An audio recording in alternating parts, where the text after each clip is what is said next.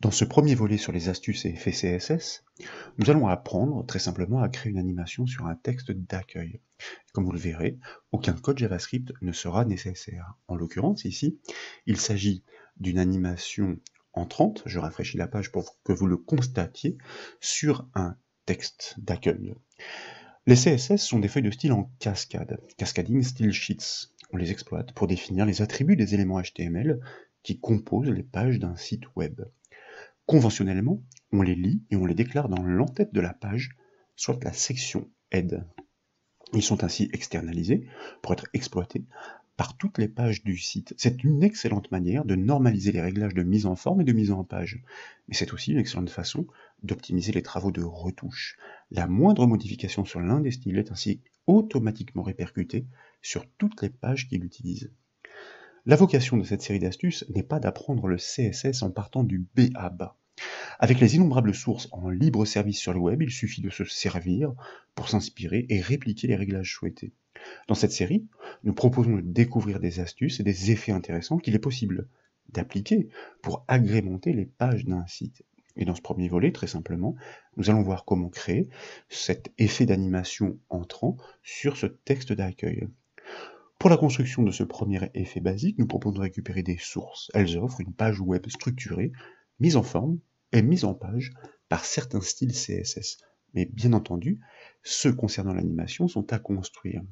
Et lorsque vous aurez décompressé cette source, vous constaterez qu'elle conduit à 3 fichiers accompagnés de 3 sous-dossiers.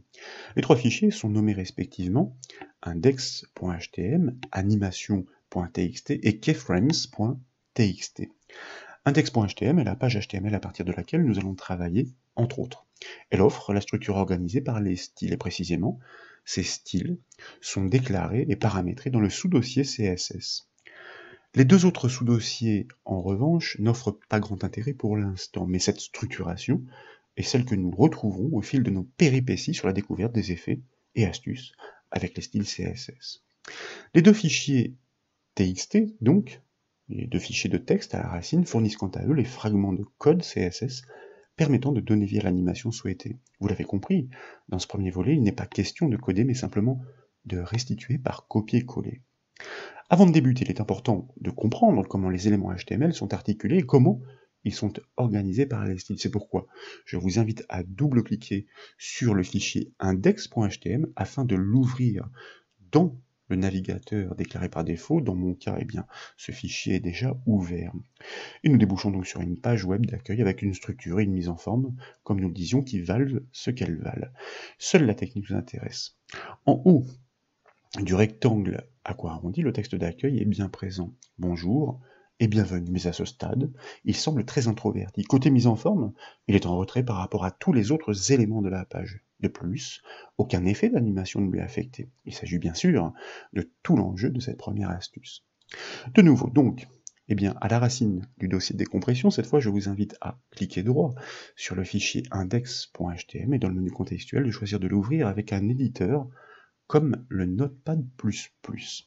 Si vous ne le possédez pas, sachez que ce logiciel est gratuit. Il suffit de taper son nom dans un moteur de recherche comme Google pour l'obtenir facilement. Tout d'abord, en en-tête du code HTML, vous notez la présence des déclaratives aux feuilles de style CSS. La première, la feuille MesStyle CSS, définit tous les attributs de mise en forme pour les éléments de la page HTML en cours. Et comme nous l'avons évoqué, nous ne nous attarderons pas à son sujet. La seconde, donc la feuille de style lesstyles.css, est celle qui nous intéresse. C'est elle qui doit accueillir les paramétrages donnant vie à l'effet d'animation sur le texte de bienvenue. La suite du code située dans le body est naturellement la construction de la page, et la partie qui nous intéresse est située dans le div d'identifiant conteneur. Un div HTML est un calque qui délimite une zone dans laquelle des informations sont contenues. Sa borne inférieure est sanctionnée par son élément fermant, comme vous pouvez le voir, le même div mais avec un slash. Et à l'intérieur de ce calque, un autre calque est imbriqué. Il encapsule le titre à animer, en l'occurrence celui-ci, bonjour et bienvenue. Et vous notez la présence de son attribut classe. Il est primordial, il fait référence au style message. C'est lui que nous devons paramétrer dans la feuille de style lesstyles.css pour générer l'effet d'animation. Comme nous l'évoquions précédemment dans ce premier volet, et pour une progression linéaire, nous allons nous contenter de restituer des styles déjà construits, mais nous allons prendre soin d'expliciter le code et d'en constater les effets.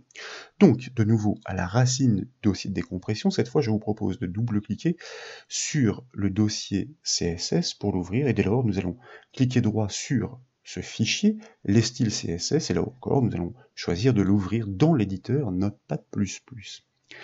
Un style CSS existe déjà, il est préfixé du symbole du dièse, car il fait référence à un élément unique dans la page web reconnu par son attribut ID. Il s'agit du div d'identifiant desk encapsulant le texte d'introduction, soit le div qui est situé juste en dessous du titre d'accueil à animer. En revanche, lorsque plusieurs éléments HTML héritent d'un même style, celui-ci doit être préfixé du symbole du point et non du dièse.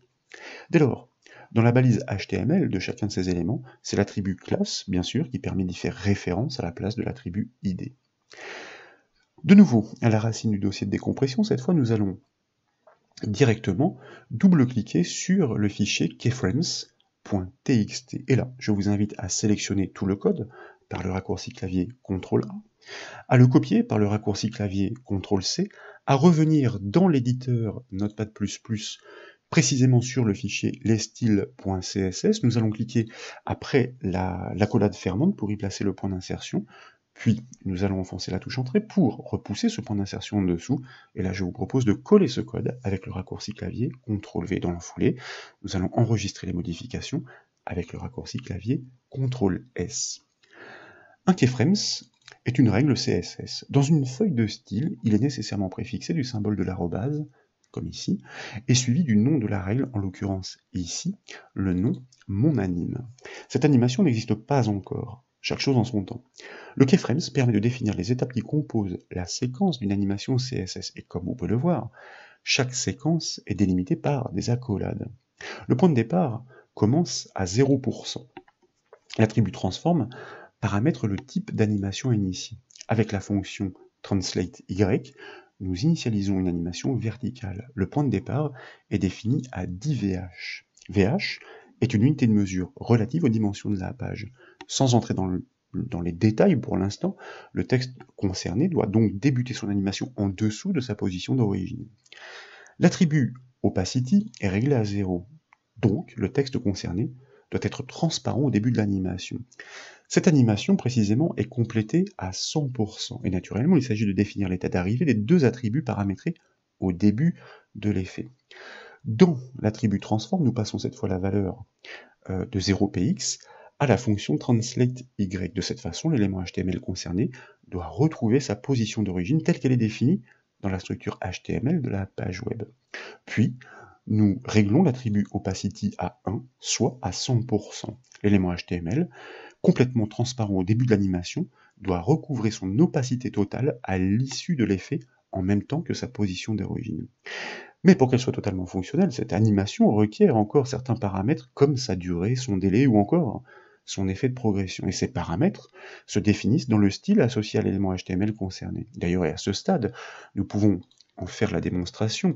Si vous rafraîchissez la page web avec la touche F5 du clavier comme je le fais ici, eh bien aucun changement n'est à observer.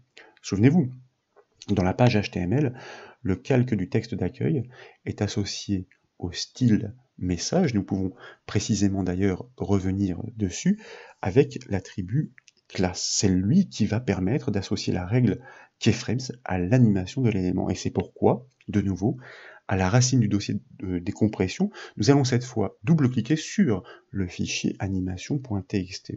Comme précédemment, je vous propose de réaliser le CTRL-A pour tout sélectionner, puis le raccourci clavier CTRL-C pour copier ce code, de revenir dans l'éditeur Notepad++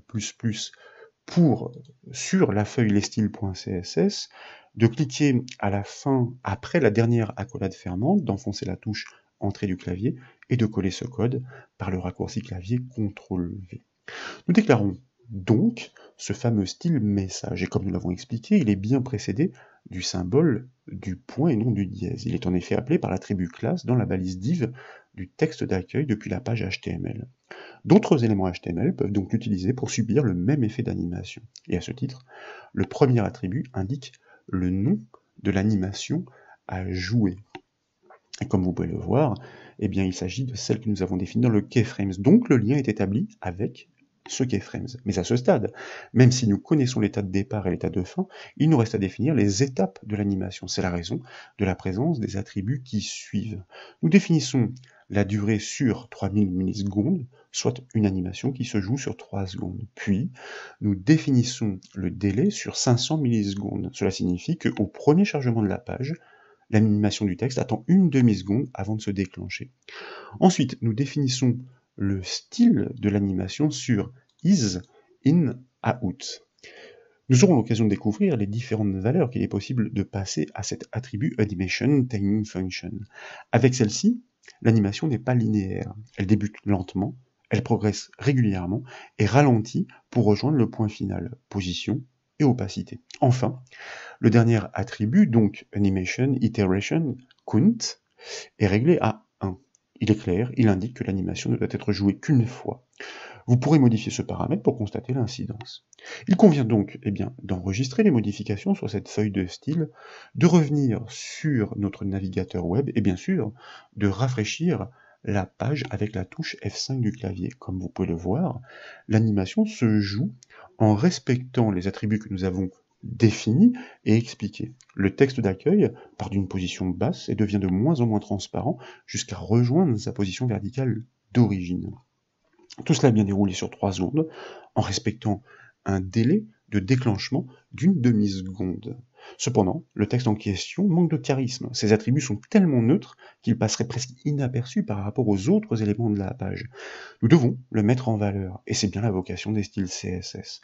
Nous devons donc enrichir le style message, qui ne se contentera plus de définir uniquement les réglages de l'animation. C'est pourquoi nous revenons dans notre éditeur, dans les bornes de ce style message, pour pouvoir l'enrichir. Et là, je vous propose d'exploiter l'attribut font size pour définir donc la taille de la police que nous allons régler, par exemple, à 26 px, soit 26 pixels, point virgule, et puis nous allons le repousser légèrement par rapport au bord supérieur grâce à une marge supérieure, margin top, que nous allons régler, pourquoi pas, à 20 px en faisant quelques petits essais, point virgule, et enfin, je vous propose d'attribuer une couleur différente à ce texte, en l'occurrence hexadécimale, donc préfixé du symbole du dièse, et après quelques tests que nous avons effectués sur Photoshop, nous allons lui attribuer le 2B 579 A, point virgule bien entendu, et nous enregistrons les modifications.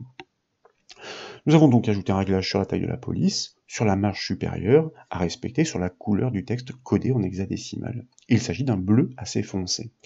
Après avoir enregistré et de retour sur la page web, cette fois, si vous la rafraîchissez avec la touche F5 du clavier, eh bien vous constatez que ces attributs de mise en forme sont additionnés et que l'animation est plus franche. Et si vous modifiez la valeur de l'attribut Animation Duration, l'animation va se jouer plus ou moins vite. Si vous réglez la valeur du dernier attribut, en l'occurrence sur la répétition, par exemple, nous allons passer de la valeur 1 à 2, qu'il convient ensuite, bien sûr, de boucler avec un point-virgule, et bien de retour sur la page web, après l'avoir rafraîchi avec la touche F5 du clavier, vous constatez en effet que l'animation se joue à 2 reprises. Voilà donc pour cette légère introduction sur les astuces et effets CSS. Nous avons tant à découvrir, et les volets qui suivent regorgent de surprises. Quoi qu'il en soit, j'espère que cette première astuce vous a plu, et si c'est le cas, comme toujours, je compte sur vous pour mettre un petit j'aime à la vidéo, et comme vous le savez, vous pouvez retrouver toutes les formations et astuces sur le site bombash.fr. Je vous remercie.